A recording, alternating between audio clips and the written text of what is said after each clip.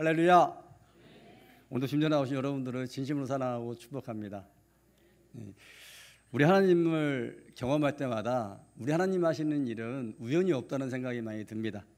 비록 부족하지만 우리 목사님이 너무나 아프셔서 제가 섰고, 사실 금조기도회 때 전했던 말씀을 다시 한번 선포하는데, 이 말씀이 우리에게 필요하기 때문에 한 번 더 결단하라고, 더 한 번 다짐하라고 주신 하나님의 말씀인 줄 믿습니다. 우리 그렇게 말씀을 통하여 주님의 뜻을 깨닫길 바랍니다. 우리 옆에 있는 분에게 인사할까요? 우리 성도님은 잘 되실 겁니다. 우리 진심을 담아 축복하겠습니다. 인사합니다. 우리 성도님들은 잘 되실 겁니다. 아멘. 한 번 더 고백합니다. 우리 성도님들은 더 잘 되실 겁니다. 인사하겠습니다. 우리 성도님들은 더 잘 되실 것입니다. 한 번만 더 하겠습니다. 4번 하면 화내실 것 같은데, 우리 성도님들은 끝까지 잘 되실 겁니다. 시작. 우리 성도님들은 끝까지 잘 되실 것입니다. 아멘. 그러기 위해서 우리 새해에는 이런 성도가 됩시다 라는 제목으로 하나님의 말씀을 선포하도록 하겠습니다. 우린 며칠 전에 2025년도를 새롭게 시작했습니다. 새롭게 시작할 때마다 나에게 자꾸 실패를 거듭하게 하는 이거는 내가 꼭 끊어내야지, 또 이것만큼은 내가 지켜야지, 이렇게 한번 살아봐야지라고 결단을 하게 됩니다. 왜냐하면 시작이 있으면 끝이 있기 때문에 그렇고요. 그 끝에는 우리가 행했던 일들에 대해서 평가받고 또 책임을 져야 하기 때문에 그렇습니다. 그리고 그 끝은 더 이상 기회가 없기 때문에 우리는 처음부터 각오를 다지고 끝까지 잘 될 수 있는 길을 가야 합니다. 그렇다면 여러분, 우리 그리스도인들이 그리스도인답게 잘 살아가려면 그 살아갈 수 있는 기준점, 그것이 무엇일까요? 내 생각, 내 지혜, 세상의 문화가 아니지요. 오직 하나님의 말씀인 줄 믿습니다. 제가 요즘 어디를 이렇게 찾아가는 일을 새롭게 시작을 했는데, 카카오 맵인가요? 그거에 보면 얼마나 잘 나오는지, 어디서 몇 번을 타고 어디에 정거장으로 이동하고 이런 게 너무나 잘 돼 있어요. 특히 옆에 지도가 보이지만 낯선 곳에 가면 잘 모르잖아요. 그런데 그곳은 점점점으로 이렇게 가는 길을 표시를 해놔서 그거 보고 가다가 제가 감각으로 여기서 오른쪽으로 가면 될 거야 라고 가잖아요. 그게 맞으면 그 선하고 일직선이 되는데, 제가 엉뚱하게 가면 그 기준점하고 점점점 저의 그 가는 길을 빨간 표시 등으로 해주는데 점점점 멀어지는 게 보여요. 그러다 보니 어떻게 합니까? 다시 보고 돌이키는 거예요. 그 일직선과 내가 맞을 때에 내가 원하는 목표에 이룰 수 있는 것입니다. 바로 오늘 말씀도 우리가 하나님의 말씀대로 살아가는 것이 진리고 끝까지 잘 될 수 있는 길인데, 그래도 구체적으로 어떻게 하는 것이 우리가 바르게 끝까지 잘 될 수 있는 길인가를 말씀해 주고 있는 본문입니다. 우리 말씀을 통하여 그렇게 바른 길, 끝까지 의의 길, 생명의 길을 가시는 저 여러분들에게 주님의 이름으로 축복합니다. 오늘 말씀을 보면 크게 3가지로 우리에게 말씀해 주시는데, 우리가 끝까지 잘 되기 위해선 첫 번째입니다. 예수님을 꼭 붙드는 인생이 되라 라고 말씀합니다. 같이 해볼까요? 예수님을 꼭 붙드는 삶을 살아갑시다. 아멘. 우리 23절 같이 읽겠습니다. 23절 같이 한번 읽습니다. 시작. 또 약속하신 이는 굳게 잡고. 아멘. 여기서 약속하신 이는 우리 하나님을 말씀하십니다. 그 하나님은 너무나 신실하신데, 그 하나님께서 우리를 구원하시고 우리를 끝까지 잘되게 할 수 있는 분으로 예수 그리스도를 우리에게 보내주셨다는 것입니다. 그렇기 때문에 예수님은 우리가 끝까지 붙들며 나아갈 수 있는 진리가 되는 분이라는 말씀입니다. 그러므로 우리 세상이 어떠하든지 상황이 어떠하든지 그 주님만 바라보고 그 주님을 꼭 붙드는 인생 살아가시기를 주님으로 축복합니다. 우리 시편에 보면 다윗이 정말 주옥 같은 그 시편들을 작성했죠. 그런데 그가 시편을 통해서 자주 고백하고 있는 말씀 중에 하나가 하나님께서 나를 붙드신다라는 것입니다. 그가 광야길에 피난길에 있을 때에 또 아들 압살롬이 자기를 죽이려고 하는 그 비참한 가운데 모든 것이 무너질 만한 그 상황 가운데서도 내가 일어날 수 있다, 소망을 갖고 살아갈 수 있었던 것, 하나님이 나를 붙드신다라는 확신이라는 것입니다. 그 하나님과 나는 연합되었고 하나 되었다는 그 확신이 들 때에 그 어떤 가운데서도 낭망하지 않고 끝까지 바른 길을 갈 수 있었다라고 말합니다. 우리 시편 37편 23절 24절 같이 한번 있습니다.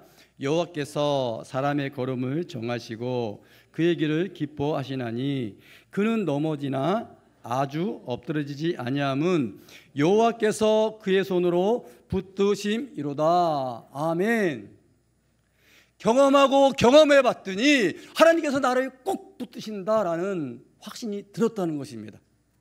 그럴 때 좌절하지 않을 수 있었고요, 끝까지 바른 길을 갈 수 있었다고 고백합니다. 그 하나님이 나를 붙들어 주시니 나도 그 주님께 따바크라고 히브리어로 이야기하는데요, 내가 주님께 착 달라붙어 있었다라고 이야기합니다. 내가 주님께 달라붙어 있었으니, 주님과 하나 되었더니 그 어떤 상황 어디서도 나는 넘어지고 힘들고 좌절될지언정 끝내 일어나더라라고 고백하는 것입니다. 사랑하는 여러분, 우리 그렇게 살아가길 축복합니다. 그런데 오늘 말씀 23절에 보면요, 저자는 그럼에도 이렇게 말합니다. 우리가 믿는 도리의 소망을 움직이지 말며 굳게 잡고라고 말합니다. 여러분, 예수님을 믿는 우리, 하나님을 믿는 우리에게 왜 이런 말을 할까요? 그럼에도 우리는 이 예수님을, 우리 하나님을 놓칠 때가 많다는 것입니다. 실제로 성경 역사를 봐도 그렇습니다. 로마 시대에 정말 많은 배교자들이 나왔지요. 배교라는 것이 무엇입니까? 주님을 포기한다는 것입니다. 우리 예수님으로 말미암는 놀라운 구원의 은혜, 영생까지 다 잃어버리는 인생이 된다는 것입니다. 왜 그렇습니까? 로마 황제의 그 막강한 권력 앞에, 두려움 앞에 섰기 때문에 그렇습니다. 마음을 빼앗겨 버렸기 때문에 그렇습니다. 실제로 우리도 그럴 때가 많이 있거든요. 이렇게 이기 때문에 그렇습니까? 아닙니다. 성경에 보면 호세아 시대처럼, 우리 시대처럼 풍요하고 평안하고 여유롭고 즐거운 것이 넘쳐날 때도 그 즐거움에 빠져 주님을 놓칠 때가 있다는 것입니다. 그러므로 사랑하는 여러분, 정말 아무것도 없는 광야 가운데서 또 이스라엘의 최고의 왕이 돼서도 늘 주님께 따바크 붙어 살았던 다윗처럼 우리도 그 주님께 끊임없이 나아가고 붙드는 인생이 되시기를 주님으로 축복합니다. 여러분, 실제로 인생 삶이 그렇지 않습니까? 길을 가다 보면요, 한순간에 눈앞에서 교통사고가 나서 사람들이 막 죽어나가는 걸 볼 때가 있어요. 뉴스를 들을 때마다 경제가 암울하다라는 이야기 들을 때 미래가 걱정될 때가 많거든요. 또 밤늦은 시간 외진 길을 갈 때예요, 정말 누가 나타나서 나에게 해코지라는 거 아닌가 두려움이 들 때도 있다는 것입니다. 그런데 주님께서 나를 붙드심이로다, 나와 함께 하신다는 그 말씀이 생각날 때마다 주님 감사합니다 고백이 나오고요, 두려움이 바뀌고 기쁨이 되고 찬양이 되는 것 아니겠습니까? 그런 인생 우리 주님께서 끝까지 책임져 주실 줄 믿습니다. 우리 그렇게 살기를 예수님의 이름으로 축복합니다. 두 번째로, 이런 좋은 인생이 되기 위해선 같이 해봅니다. 발송도가 되어야 합니다. 시작. 예, 우리 24절 같이 한번 읽겠습니다. 24절입니다. 서로 돌아보아 사랑과 선행을 격려하며. 우리 한 번 더 읽습니다. 시작. 서로. 아멘. 서로 돌아보라는 것은요, 서로 관심을 갖고 지켜보라는 것입니다. 어느 성도에게 무엇이 필요한지, 어떤 위로가 필요한지, 어떤 관심이 필요한지 직접 발로 뛰며 그렇게 도움이 되는 삶을 살아가라라고 말씀하십니다. 여러분, 그러한 사랑, 그러한 선행은요, 진심에서 우러나와야 하잖아요. 우리가 정치인들이 선거 때마다 찾아와서 90도로 인사를 하고 그들이 베푸는 선행을 보면서 그렇게 곱게 생각하지 않는 이유가 무엇입니까? 그들은 자기의 유익을 위해서 그렇다는 걸 어느 정도 알기 때문에 그러지 않습니까? 정말 사람의 마음에 위로를 주고 감동을 주고 변화시키는 것, 정말 진심에서 우러나오는 그런 선행이 이루어져야 한다는 것입니다. 그런데 그런 선행은 눈에 보일 때뿐만 아니라 남들이 알아주지 않아도, 때로는 그 선행 때문에 오해받고 비난받고 무시당하더라도 끝까지 할 수 있는 진심이 담긴 사랑이 있어야 합니다. 그런 성도를 발성도다 이야기합니다. 우리 주님이 바로 저 여러분들에게 이런 발성도가 되라라고 말씀을 하십니다. 그런데 우리가 아시겠지만 이런 발성도는요, 알아주지 않습니다. 드러나지 않습니다. 그래서 힘들 때도 많이 있다는 것입니다. 그러면서 저는 여러분들에게 발성도가 되십시오라고 권면드리고 싶습니다. 우리 꼭 그렇게 발성도가 되시기를 예수님의 이름으로 축복합니다. 정말 힘들어요. 저희 집에 화장실에 보면요, 수건거리가 2개가 있어요. 우리가 보통 거는 위에 깨끗하게 놓는 수건거리가 하나가 있고요, 아래쪽에 잘못하면 물이 튈 만한 곳에 놓여있는 수건이 하나가 있어요. 이 발수건은요, 일주일이 돼도 그대로가 있고요, 한 2주에 한 번 바뀌는 것 같아요. 저는 참 좀 뭐랄까요, 사람이 무디인 면도 있거든요. 어렸을 때부터 수건 하나로 얼굴 닦고 발 닦고 뭐 그렇게 살아왔어요. 요즘 그렇게 했다가 저희 아내한테 혼납니다. 뭐라고 말하냐면 얼굴 닦는 것과 발 닦는 걸 어떻게 같이 하냐는 거예요. 그래서 얼굴 닦는 거 세탁기에서 따로 빨고요, 발걸레를 따로 빨아요. 무시당합니다. 수건도. 그것만입니까? 얼굴에는요, 스킨, 로션, 뭐 이름도 모르는 것들로 끊임없이 바르고 가꿉니다. 하지만 발은요, 냄새 난다고 무시당하기 일상이에요. 그래서 우리가 사람들을요, 무시할 때 자주 쓰는 말이 있어요. 내 발에 때만도 못한 놈. 뭐 그런 말들을 쉽게 합니다. 그렇다면 여러분, 정말 발이 그렇게 무시당할 만한 그런 존재입니까? 그렇게 쓸모없습니까? 저는 아니라고 봐요. 발만큼 우리에게 소중한 것이 없다는 거예요. 우리의 발은요, 우리 보통 이렇게 직립보행하잖아요. 서서 다니잖아요. 우리 몸 전체의 3배에 해당하는 체중을 늘 견디고 산다고 이야기해요. 우리가 급해서 뛸 때마다 7배의 체중이 우리 발에 집중된다고 이야기합니다. 그만큼 고생을 해요. 근데 이 발이 없으면 어떻게 될까요? 저희 매제가요, 축구를 그렇게 좋아하는데 정말 축구의 광이에요. 그러다 어느 날 발가락을 크게 다쳐서 병원에 입원을 했어요. 그 다음부터 축구를 할 수가 없는 거예요. 축구가 뭐예요? 직장도 못 다니고요, 한 달간 집에서 있었어요. 세차를 뽑은 지 한 달도 안 됐는데 저한테 주면서 차 좀 관리해달라고. 병원도 제가 데리고 왔다 갔다 했어요. 저도 발을 크게 다쳐서 한 달 반 이상을 병원에 누워있을 때가 있었거든요. 우리 기분 입사님이 지금 얼마나 엉치뼈 다치면서 고생하는지 몰라요. 그때 제일 부러운 분들이요, 정말 팔 다친 분이에요.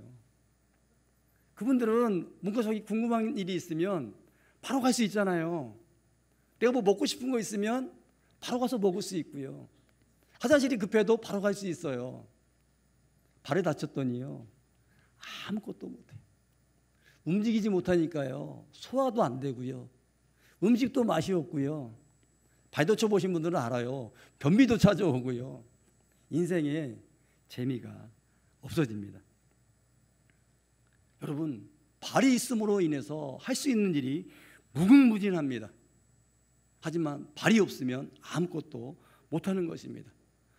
그래서 우리 하나님께도, 우리 담임 목사님께도, 우리 교회에도, 우리 가정에도 이 발 같은 성도가 필요한 것입니다.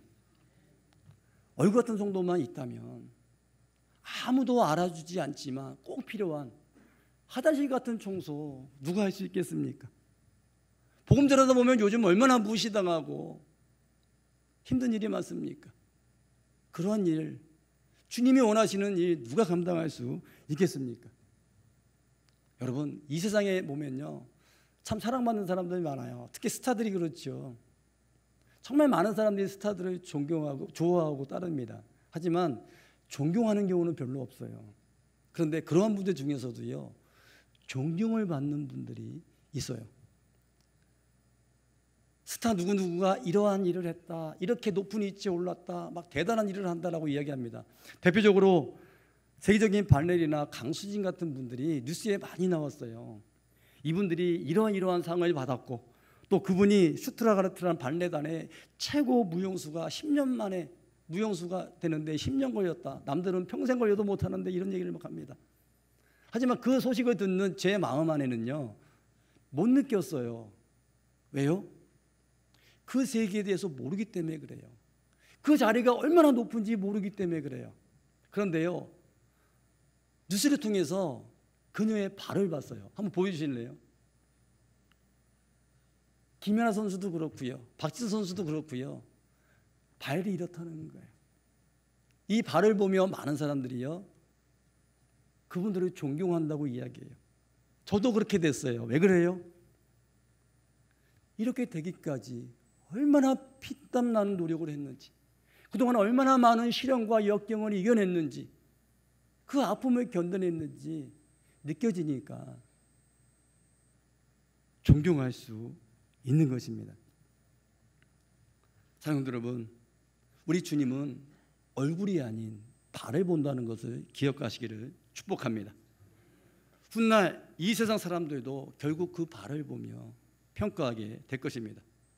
이사야서 52장 7절에 이렇게 말씀하십니다. 우리 같이 한번 읽어보실까요? 좋은 소식을 전하며 평화를 공표하며 복된 소식을 가져오며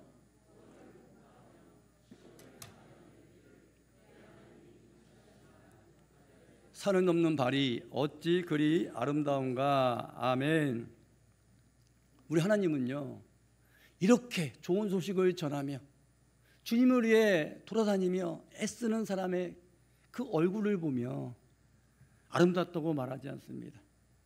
그의 발을 보며 우리 주님이 아름답다라고 말씀하시는 것입니다. 여러분, 그럼에도 불구하고 발 같은 성도는 말씀드린 대로 무시당할 수 있습니다. 그래서 좌절될 수 있고 아플 수 있고 지칠 수 있습니다. 하지만 우리 주님께서 훗날 따뜻하게 알아주시며 내 사랑하는 아들아, 내 사랑하는 딸아, 고맙다, 수고했다, 진정으로 높여주시는 분이 될 줄 믿습니다. 우리 그렇게 끝까지 잘 되는 발 같은 성도들이 되시기를 예수님의 이름으로 축복합니다. 그럼 마지막으로 세 번째 우리가 해야 할 일은요, 같이 해봅니다. 모이기를 힘쓰는 성도가 됩시다. 모이기를 힘쓰는 성도가 됩시다. 우리 25절 같이 읽겠습니다. 25절 있습니다. 모이기를 피하는 어떤 사람들의 습관과 같이 하지? 가까이 볼수록 더욱 그리하자. 아멘. 이 말씀은 오늘 말씀을 선포하는 제게 너무나 필요한 말씀이라고 생각을 해요. 요즘 좀 바쁘고 그러다 보니까 새벽 예배도 그렇고 저는 좀 빠졌거든요. 또 날씨가 춥다 보니까 저만 그런 것이 아니라 또 그런 분들이 있습니다. 여러분, 모이는 것이 왜 중요하냐면요, 부흥하는 교회, 자꾸 침체하는 교회, 그 중요한 원인 중에 하나가요, 얼마나 잘 모이는가 그것이다라고 많은 분들이 이야기합니다.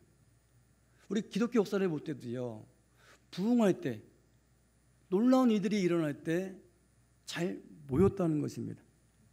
하지만 로마의 핍박이 너무 심할 때, 또 우리나라 최근에 코로나가 있었지요.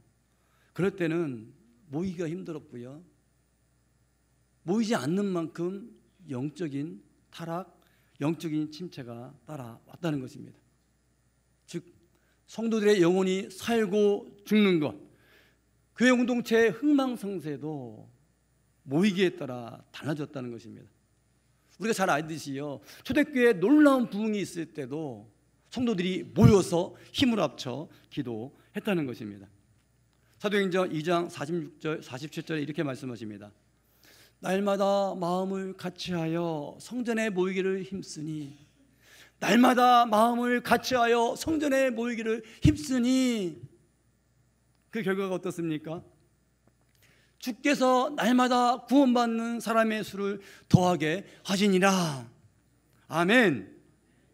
여러분, 왜 성도들이 모일 때에 성도들의 숫자도 또 교회의 부흥도 이 세상의 변화도 일어날 수 있었습니까?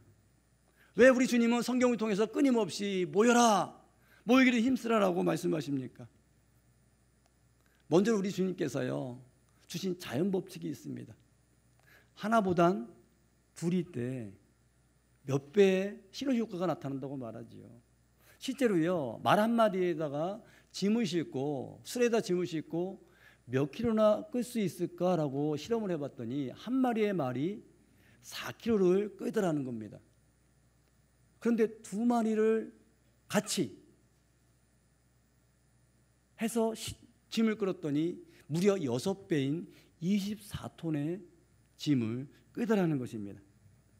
전도서 4장 12절에도 그래서 이렇게 말씀하십니다. 한 사람이면 패하겠거니와 두 사람이면 맞설 수 있나니 세 겹줄은 쉽게 끊어지지 아니하리라.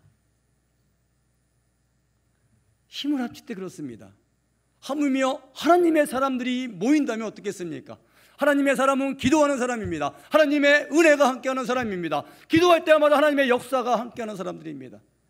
그런 사람들이 함께 모여 기도하고 예배하고 찬양하고 전도할 때에 성령께서 역사하시니 하나님의 은혜가 시너지 효과를 발휘하는 것입니다.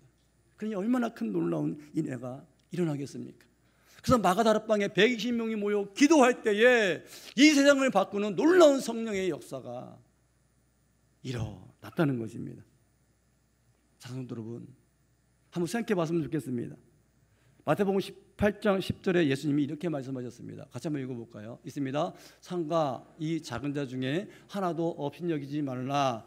너에게 말하노니 그들의 천사들이 하늘에 계신 내 아버지의 얼굴을 항상 배움느니라. 아멘. 저희 여러분들에게는요 늘 우리와 함께하는 천사가 있고, 그 천사가 날마다 하나님과 우리 사이를 오가며 있다는 것입니다. 언제 그들이 하나님 앞에 올라가겠습니까? 우리 앞에 무슨 일이 있을 때에, 우리가 하나님께 예배하고 기도할 때에 그 기도의 제목을 갖고 하나님께 올라가는 것입니다.